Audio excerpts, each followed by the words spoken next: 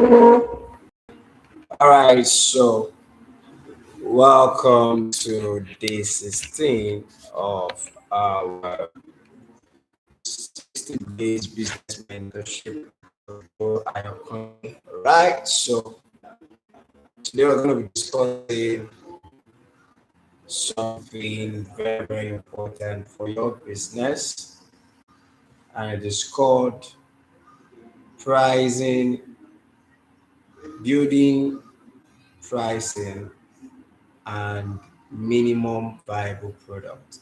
All right, price building and minimum viable product. So let me just start with this powerful truth, right? Many entrepreneurs fail not because their ideas are bad. Most of them also fail not because they don't have strategy, but just because they spend too much time perfecting something nobody has proven that they want to buy. What am I trying to say? Is that in business, the speed of validation beats perfection. Are we together now? The speed of validation beats perfection. All right. So that is where the minimum viable product comes in. So, what's a minimum viable product? If you may ask me, this is the simplest version of your product or services that solve real problem and can be sold immediately. That's the keyword. Two keywords: solving a real problem and being able to be sold immediately. Notice something important. It's not about the perfect product, it is the sellable product. All right. Your product does not need to be perfect to be sellable. Okay. So your product does not compulsorily need to be perfect, all right, to be sellable. You don't necessarily need your product to be in its most perfect form for it to be sellable. You don't need audio features to be complete for your product to be sellable. All right.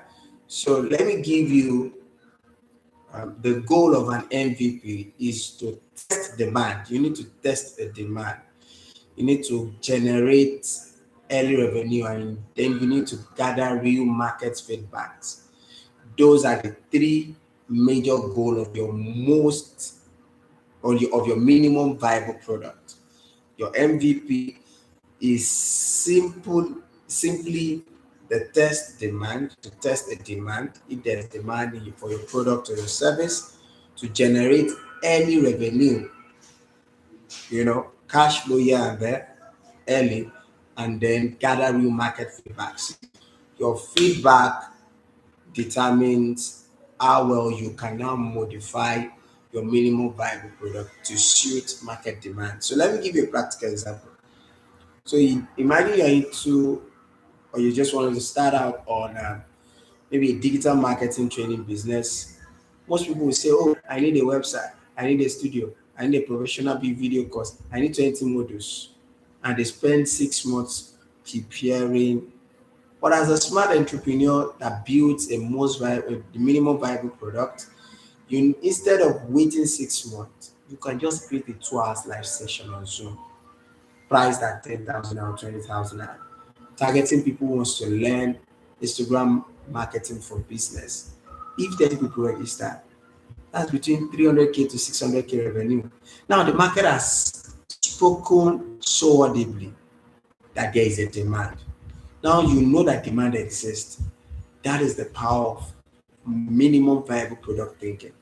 You need to think that what is the smallest version of this product or this service that I can bring to the marketplace to test for demand, to be able to know if there is business in my business, if there's business in my startup, right? If my startup is scalable, if there's a demand for what I have to give in the marketplace. All right. So that's the power of minimum viable product thinking. And now let's talk about the second crucial part, which is pricing. See, one of the biggest mistakes entrepreneurs make is underpricing their minimum viable product. let me charge very small, right?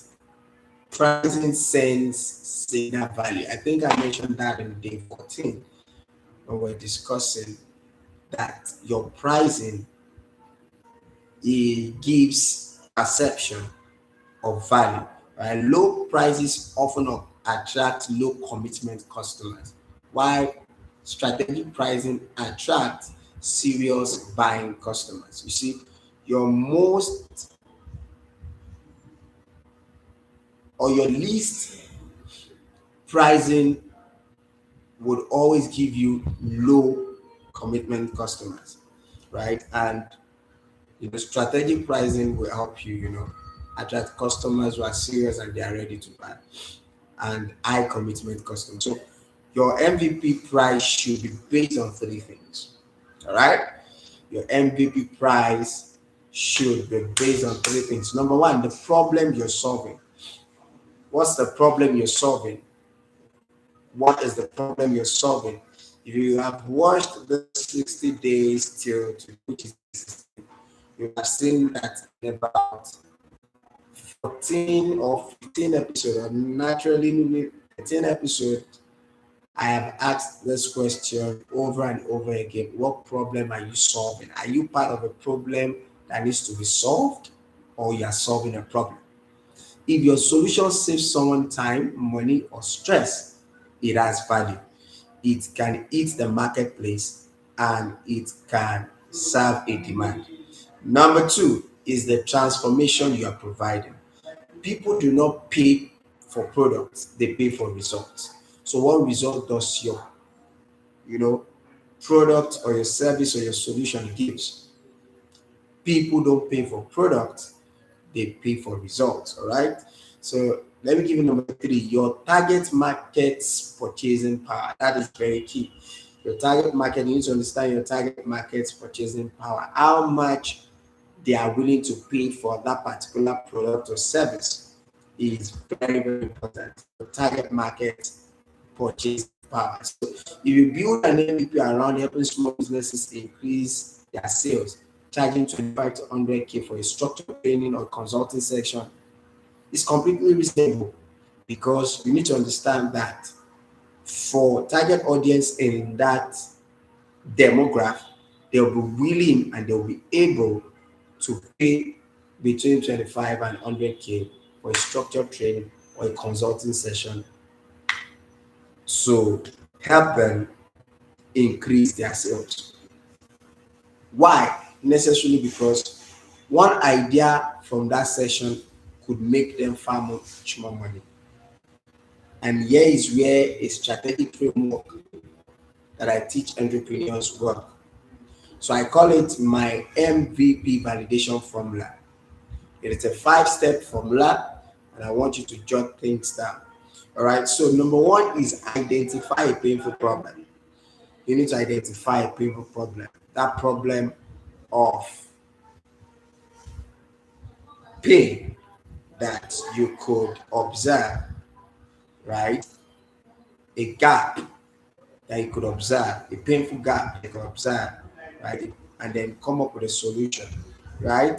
Identify painful problem. And then number two is create the simplest solution possible. Excuse me. You create the simplest solution possible. Price it strategically. That's step three. You need to price it strategically, because your price must be strategic so that you can necessarily harness the market in terms of income and profitability.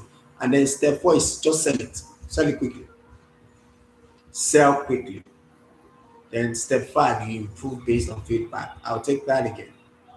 Identify a painful problem. You need to identify a painful problem. Then number two is to create the simplest solution possible. Create the simplest solution possible for that problem. Number three is price your solution strategically. Price your solution strategically. And then step four is sell it quickly. The magic word there is quickly. If you don't sell quickly, you would remain stagnant at that, making an MVP stage, right? So then step 5, you improve based on feedback. You improve based on feedback. So notice something powerful. Sales comes before perfection. You need to understand that your sales come before perfection. And this is how many successful companies started. You don't want to know how many successful companies started like this. Facebook started with only few features. Now they have several features on Facebook. Acquired Instagram, acquired WhatsApp, now has Meta AI. It all started with a few features. If Facebook had wanted to start with Instagram, WhatsApp, Meta AI, they might not necessarily be where they are today.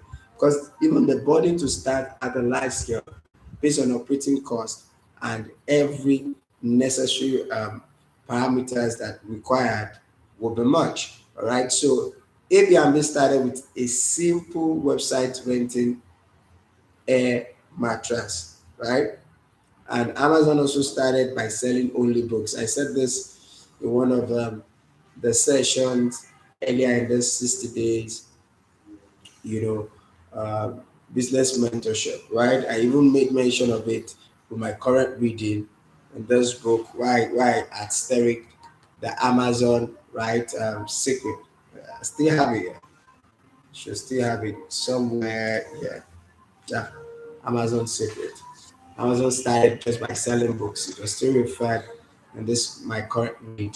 That's a strategic mindset by Tibiat Merus, right? So you need to understand that you just need to start with your minimum viable product, the simplest form of that product, that idea, that service, that solution. Then you get improved with the market feedback, and then you your goal is not to build the biggest product first. You get to build the biggest product based on market feedbacks, right? Your goal is to build the smartest first version, all right? Your goal is not to build the biggest product first. Your goal is to build the smartest first version. So here is my challenge for you today, which is the day 16 of our mentorship, right? You need to ask yourself these 3 questions. Most times I leave you questions and I don't see them in the comment section, but it's all good, right? So, what problem can I solve immediately? What is the simplest version of that solution? And what price can I charge to test the market this week? What problem can I solve immediately? What's the simplest version of that solution? And what price can I charge to test the market this week? So, because in business, clarity comes from action, not endless planning. You need to build fast, test fast, sell fast, and improve fast. Right? I have this mindset I call the do it now and get it done mindset. You must learn to do it now. Build fast now. Test fast now. Sell fast now. Improve fast now. So this is how profitable businesses are being built. And remember this powerful principle. Your first version does not need to be perfect. It only needs to be valuable. I'm Ojo Ayokunle, and this is the 16th day of a 60 days business mentorship. If this session has helped you by any means, make sure you like, subscribe, and share this video with another entrepreneur or creative that wants to grow and expand in their business and their craft. Because the goal is simple: building smarter businesses, creating stronger brands, and generating unstoppable cash flow. I'll see you in day 17. Thank you.